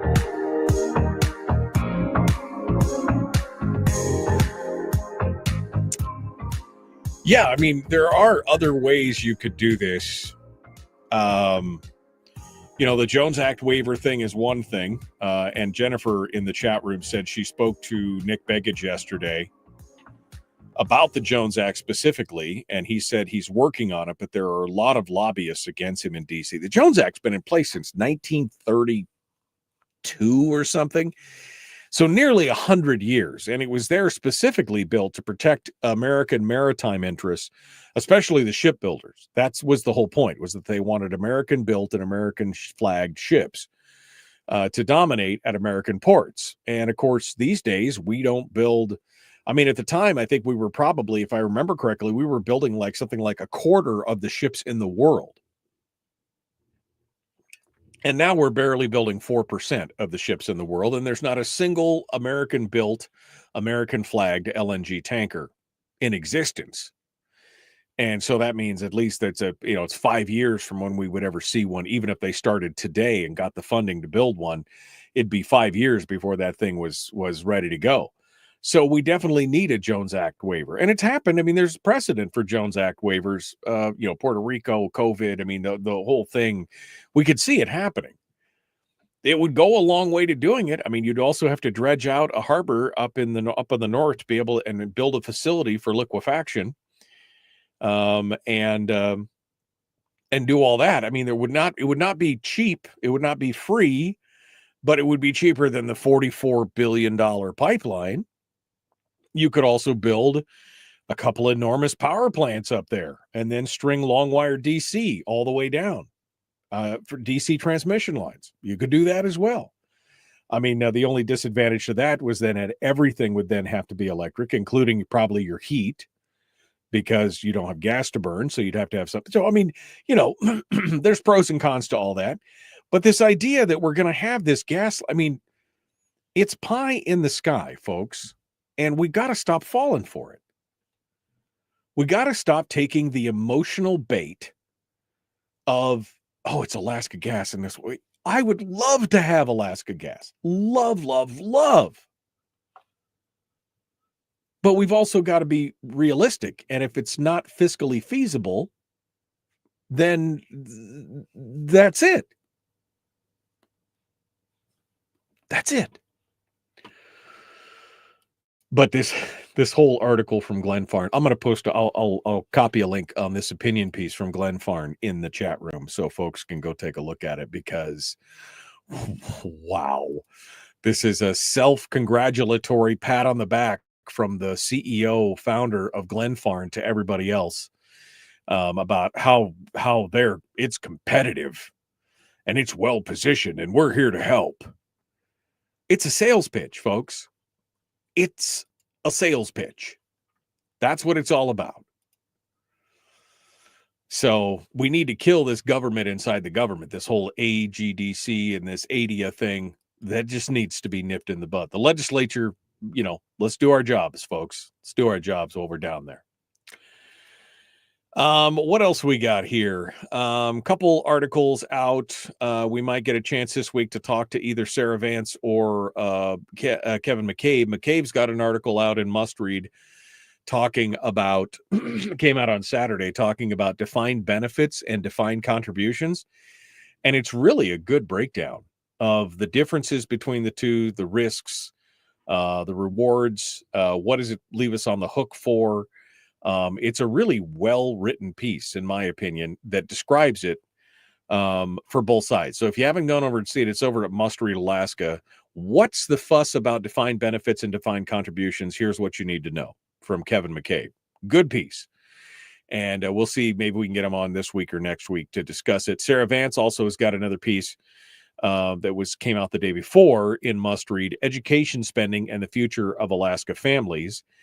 And it breaks down a lot of the misconceptions and some of the misstated stuff out there. Misinformation, if we can use that word. I mean, I know we hate to use that word, but we will. Some of which I believe is completely intentional, and some of it's just, it is what it is. But some of it's intentional. We're telling you the half-truth and burying the lie in the truth. Education funding hasn't received an increase in years. We've been flat funded. That is, of course, unless you ignore, that's only true if you ignore all the one-time funding that we did. And Sarah does a pretty good job of breaking that down and talking about how the funding went through and everything else. And last year they got a BSA type increase. It was worth $680 to the BSA, but it was only a one-time payment, and that's not what they want. They want it forever. They want it to keep going. They want it pegged to inflation. How are they going to pay for it? They have no idea, but they want it. They want it now. Reminds me of Veruca Salt. I want it, and I want it now. From Willy Wonka, for those of you who don't know. The original, the best, the Gene Wilder Willy Wonka. I don't care how, I want it now. I should clip out that little blurb of that song, because that is the best part. I mean, that is exactly what some of the legislature are doing. They're Veruca running around the room, smashing stuff, pulling out the ribbons and the wrappings and making a mess and screaming, I don't care how, I want it now. And then they get dropped into the taffy pulling machine. But that's where we're at right now. So anyway, Sarah's got this great article that I want to I will dissect. If we can't get her on board, we'll dissect it ourselves. But it's definitely an interesting one. Then finally, this is, I guess, our must-read segment, because I'm looking at the 3 stories that are out there. How much the U.S. national debt has now hit $13.8 trillion. That's the interest on the debt. 13.8 trillion. How much of that, what does that make it for you as a citizen? How much are you on the hook for? Last year, the U.S. government paid $882 billion in interest. This year, it looks like it's going to be right at about $1 trillion, which is actually a little bit lower, because about 6 months ago, they were predicting it was going to be 1.1 trillion. So it's just under $1 trillion, 952 or so, which is an 8% increase from the prior year. We're paying $2.6 billion a day in interest. That just, you can't borrow your way out of debt. So how much are you on the hook of that $13.8 trillion in interest costs alone? Well, don't worry. It's only $40,000 per person in your household that you're on the hook for on that alone. Again, that's not the debt. That's not the total. That is just the interest on the debt. I'm just throwing that out there. That is just we're $37 trillion in debt. And let's not even get talking about the unfunded liabilities that debt incurs and what else is included in that. Because as David Walker, the former Comptroller General of the United States, said on this program, I guess 16 years ago, the unfunded liability basically would make you poop yourself. It's somewhere in the neighborhood of $130 something trillion in unfunded liability. There's just not enough money no, it's just not going to happen. And yet, when we see whether this heavy-handed effort by the president and Elon Musk and everything to bring the government back under control, which, I agree with fundamentally, maybe they're not going about it the easiest way. Maybe they're making a bit of a mess. Maybe they're making mistakes. So be it. Sometimes you gotta break eggs to scramble, to make an omelet. You got to scramble a few eggs. Maybe that's what it takes. Because if not, we're going to hit the wall. We're going to smash into it at high speed. It won't be a gentle bump or a gentle impact. It will be a full-on header at 100 miles an hour into the proverbial immovable object. So we best do something. And yes, it may be messy. It may be painful. It may cause some problems. Yes, people are going to lose their jobs. Yes, some people their programs are. All this, you saw this big, this 50, 51, whatever, these protests around the state, around the country. 12 people showed up in Soldotna. They got 100 people or something in Anchorage that show. What I found really interesting is that one of the stories, and I don't remember which story because I was reading them all earlier this morning, but one of the stories was talking about, yes, most of the people who showed up are retired. And I'm like, because they're the only ones that can afford to show up. Most of them probably from some kind of government pension. And maybe they're afraid that their pensions are going away. I don't know. But regular people are out there trying to beat the pavement and make ends meet, and they believe that government should be accountable. And somebody's, well, it's only $10 billion out of a gazillion dollar.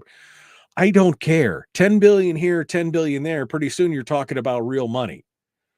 And do you want your money to be spent on transgendered operas in Peru or wherever the hell it was? No. Yeah, we need it. It all needs to be reeled in. It's gotten so big, we have no idea what we're spending money on. That's how big it's got. And we need to get beyond that. Anyway, 13.8 trillion. Don't worry. Your share is only $40,000 a person on the interest alone. Don't worry. It'll be fine. It'll all be fine. All right, Chris Story's going to be coming up in a minute. The Michael Duke Show. Common sense, liberty-based, free-thinking radio. We return with more and our weekly uplift right after this.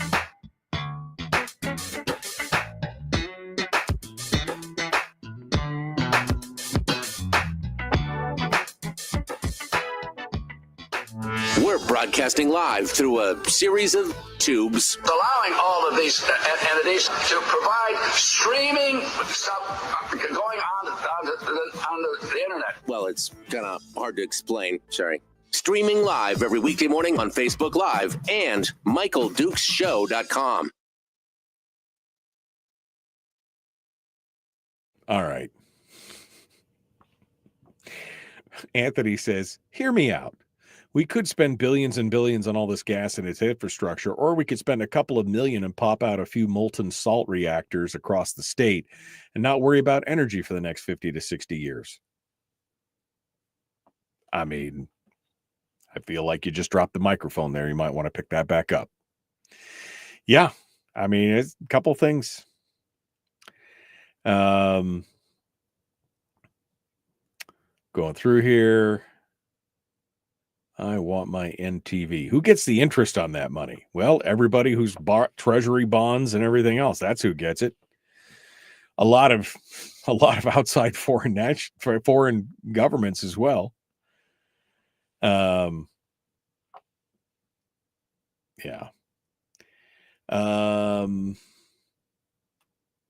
Let's say I'm going through here. I'm still going through. Mustard, solar energy in the rail belt, solar energy. That project apparently has now stopped. 10%. Frank said 12 people. I said 12 people showed up. He said 10% of the Soldotna population. Hate to tell you this, Frank, but it's that Soldotna, that the area is bigger than Fairbanks now. The whole Kenai Soldotna borough is bigger than the Fairbanks North Star borough. It's getting bigger as we go through. Brian said, as far as the spending and everything else goes, he goes, it's been that way for decades, probably generations. People are figuring it out, and hence Trump and Doge. Yeah, they're starting to see that there's been all this reckless spending, and again, not even understanding what's going on out there. You know, not understanding how it all works. All right. Let's get Chris Story on the line. Good morning, Michael. Hello, sir. How are you? I'm wonderful. And how about you? You know, no complaints. No complaints. Anyway. Come on, not even one? Well, I mean, you have one. Nobody listens anyway, so what does it matter? Okay. You're in the radio business, man. Don't say that. Nothing. Everybody's listening. It's like nihilism, right? You know, nothing all matters. Nothing makes sense and none of it matters because we're all going to die anyway. All right. So as you can tell, I need a pick-me-up. So you ready to do this whole thing here this morning? Yeah. Today, let's talk about calling it quits. Let's talk about calling it quits. Okay. I mean, I just got started, but sure, I guess we can talk about it. It doesn't matter to me. Everything. Right. How was your weekend, by the way? We didn't get a chance to talk. Wonderful. Nice. Nice. I did a cool event in Kenai, West Soldotna over the weekend on Saturday. My friend's got an animal rescue organization up there, Kelly Griebel. It's called KPAL. That was wonderful. About 150 great people gathered together, and we raised a bunch of money for a really good cause. It was cool. It was a really neat deal. Good deal. All right. I took President's Day off yesterday. How about you? I did. I actually decided, well, I mean, not all the way off, but I did off the air. I slept in, which was super nice. The third day to sleep in. I slept in Saturday, Sunday, and Monday. got a few extra hours of sleep over the weekend, which I feel like I'm still making up my sleep deficit from the whole December, January madness. Mm-hmm. And then I did a bunch of work yesterday afternoon. I got a bunch of stuff done, got all the radio station websites up and built and running. And awesome. Wow. Yeah, so I did a bunch of work yesterday in the afternoon, but I did sleep in and take it kind of easy. So it was nice. Good for you. Nice. All right, so let's talk about calling it quits. All right, so we'll have Chris here in just a minute. I'll put him back on hold here, and we'll go through here down. Okay. Let's see. Good morning. Kevin McCabe's in the chat room. Government has three primary functions. It should provide for the military defense of the nation. It should enforce contracts between individuals. It should protect citizens from crimes against themselves and their property. That is a definite libertarian definition of what government should provide. When government, in pursuit of good intention, tries to rearrange the economy, legislate morality, or help special interests, the cost comes in inefficiency, lack of motivation, and loss of freedom. Government should be a referee, not an active player. And 100% true on all of that right there. All right. Good morning. Okay. All right. I'm all caught up. How do like this show anyways? I don't know what that means, Frank. I don't know what that means. Henry asked if my Freudian slip of foreign nationals, it was foreign nations, but yeah, I mean, sure, foreign nationals too.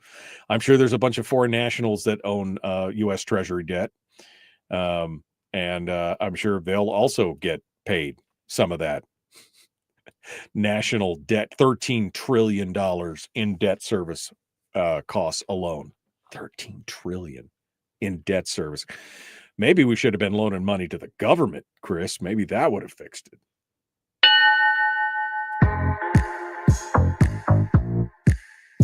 The Michael Duke Show. Not your daddy. Wait, sorry. Not your daddy? Ooh, not your daddy's talk radio. Whew. I was scared for a second. Thought we were going down. Here's Michael Dukes and the show.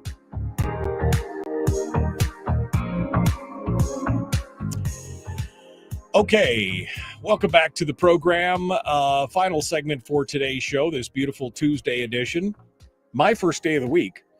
And the best thing about a 3-day weekend, or 2.5-day weekend, I guess, as the case may be, is the short work week on the other side. And here we go. We're finishing up today, though, with our weekly uplift from Chris Story. You can find him at ilovehomeralaska.com. He can be heard on Tuesdays and Thursdays on stations across the peninsula as well for his radio. Is it not Radio Realty? I know he's got the Millionaire Minute and On Top of the World Radio. So I don't know what he's calling each of the shows these days, but he's got it all there. And today he wants to talk about calling it quits. That I don't know exactly what that means. I just got started, so we'll figure it out here. Chris Story, good morning, my friend. Yeah, sometimes you do. You know, it's early in the year to start talking about quitting already, but given that we are into February, a good piece of it already, it's almost over. It's time to think about, is it time to call it quits? And knowing when to quit, it's important. Okay. Well, I'll bite. I figured that this is some kind of double speak because the Chris Story I know would never, he's not a quitter. But what do you mean? Sometimes you got to call it off. Sometimes you got to where are we at? Hit me with it. So, Seth Godin wrote a little tiny book years ago, probably 17, 18 years ago, called The Dip, D-I-P, The Dip. And it's a little tiny thesis on knowing when to quit, strategically quitting. And he asks two questions. Are you in a dip? In other words, you can't see the horizon. You can't quite see where you're headed, but you know, let's just say you're riding a bike. And if you pedal a little faster, a little harder, and you keep going, you're going to persevere. You're going to come up the other side of the dip, and you're going to sail on toward your goal.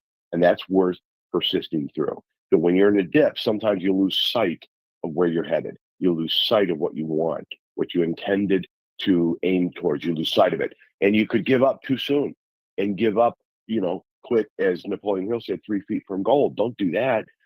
But what if you're in a cul-de-sac going round and round and round, and no matter how fast you pedal, no matter how fast you could pedal and ride like the wind, you're going nowhere. In a year, we're going to find you going right round and round and round. So understanding when it's okay to quit and quitting strategically, so as you can go back to where you started from and begin again and aim towards a new direction, and understanding it's okay. But we have this, I think some of us, a lot of us, rightfully so, and the attitude, well, I'm not going to give up yet. Okay, but stop for a minute and really think it through. Is this a cul-de-sac or a dip? There's a book called, and it's excellent, it's another small book, which I have a fondness for, books you can sit and read in one sitting. It's called U Squared by Price Pritchett. And he opens this little 35-page manual with a story of a fly. And this fly is beating itself against a solid window pane in a desperate attempt to survive and live. And instead of recognizing it cannot fly through glass, it keeps moving forward. It keeps trying to get through that glass when just 180 degrees opposite of where it is an open door. And if it would have merely stopped, reevaluated, and turned direction and gone the other way, it effortlessly could have flown to freedom. Instead, it would die on the windowsill along with the duck. And so this is just a great metaphor for what are you persisting towards that is no longer serving you or isn't realistic. It's not even something you really wanted. Sometimes we're living the goals that others have set for us or society suggests are what you ought to aim towards. And you realize, you know what? I never even wanted that. That's not what I really wanted. I really wanted to go to a culinary school. I wanted to become this or that or have this in my life. Instead, we're working on somebody else's goal, effort coming from us in a cul-de-sac. And that's an okay time to quit. Okay, so how do we, how do we differentiate? Because again, winners never quit and quitters never win. So, and there is kind of a stigma with people who quit things. Oh, he was going to do it, but he quit. So how do we decide when it's strategically viable to retreat, regroup, and, refocus the attack versus, just giving up, so to speak? Which is why this is such a really important time of year to be talking about this, because whether you like it or not, we have a 12-year calendar. We kind of all start with these goals in mind for a particular calendar year. In 2025, I'm going to accomplish this. I'm going to lose this much weight. I'm going to build my business to this much revenue per month, per year, per quarter. I'm going to measure my results as I go. This is a really good time to go, hold on a second. Am I going in the right direction? Take just a quick break from that window pane that you might be beating your head against and just look around and reassess. And reassess not just what you're doing, the speed, the pace with which you're doing it. Are you enjoying it? Who are you associating with? I heard a story the other day. A guy was saying this in an interview. His parents, this was a number of years ago, but his parents were in their mid to late 60s and their health wasn't the greatest. And they lived on the East Coast. This guy lived on the West Coast, and he was building a big business and doing great and living the dream. And he was talking to a buddy of his one day at lunch, and he was kind of lamenting that, my parents are getting older. The guy says to him very wisely, he says, how often do you see them? He says, well, about once a year. And he goes, okay. And how old are they? Okay. Yeah, so you will see them maybe 15 more times before they die. And he says, oh, wow. It was a gut punch. He and his wife, within 30 days, had sold their home and moved to the East Coast to be near their parents. And now they see them both 15 times a month sometimes. And they just reassess their entire life based on that one little shift of perspective. Time is the one commodity that isn't basic. It's not fair or equal for everybody, but it is scarce. We live in an abundant culture. We live in an abundant society. We live with abundance of riches and wealth and everything you can imagine. But time is scarce. How you spend it or how you invest it is going to be the difference between a quality of life and one that you live to regret. So that's a measurement you can use to determine whether or not you're in a cul-de-sac or a dip. Are you going to regret having spent these 5 years efforting towards this thing, even if you achieve it? And if you are, then you're going to regret it, then maybe you reassess.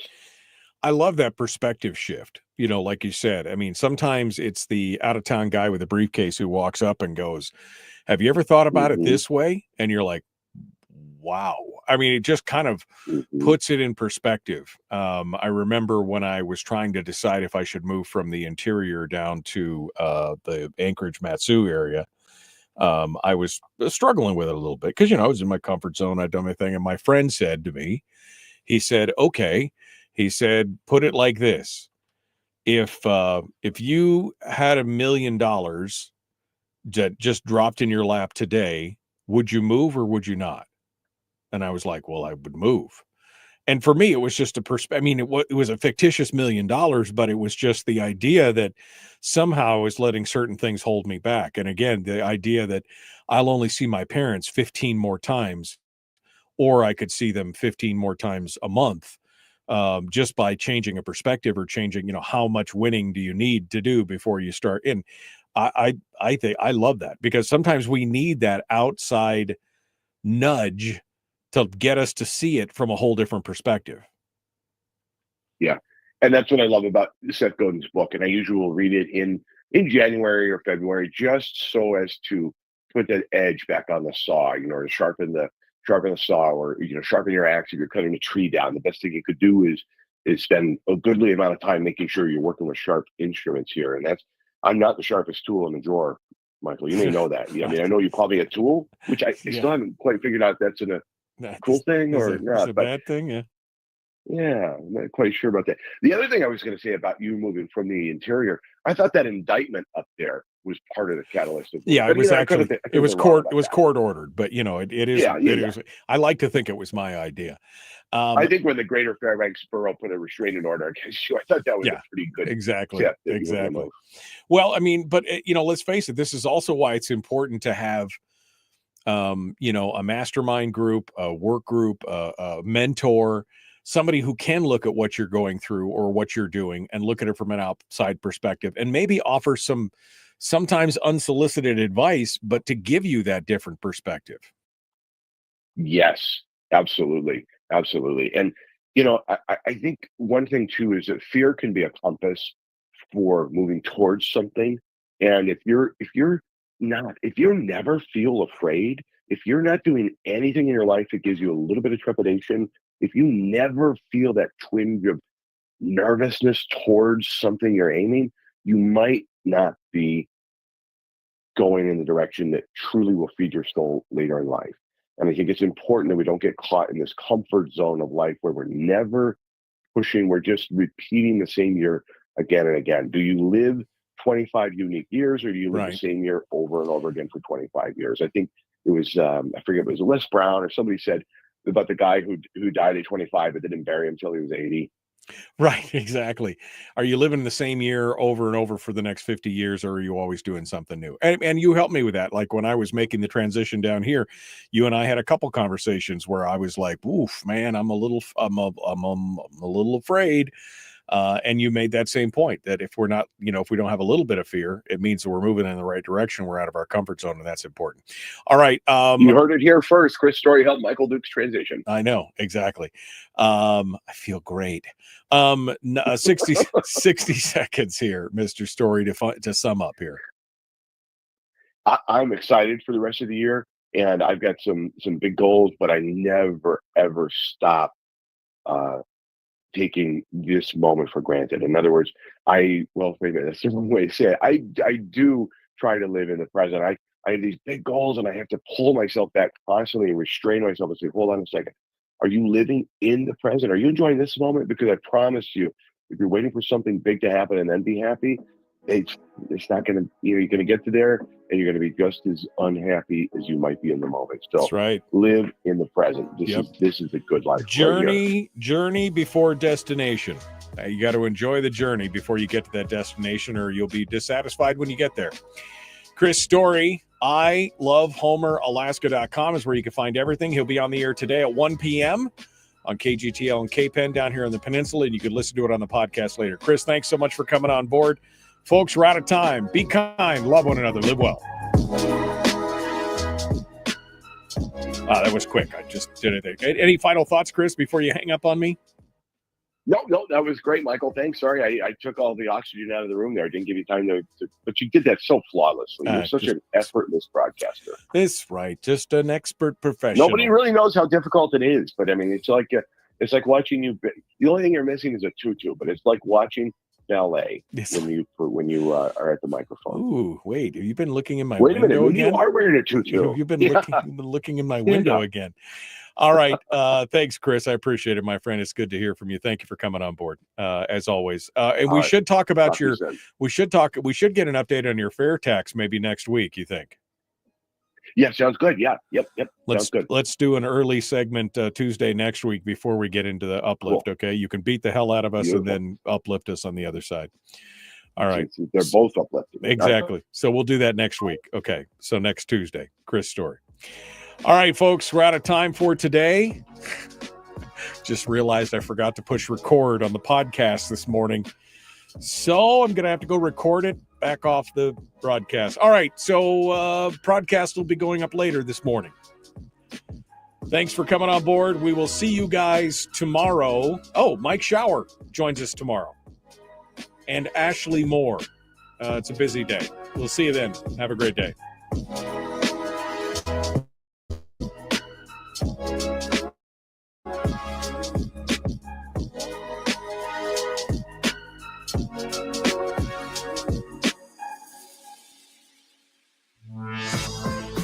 We've shed our terrestrial radio skin, and now we are slimy lizard internet people. It's the Michael Duke Show.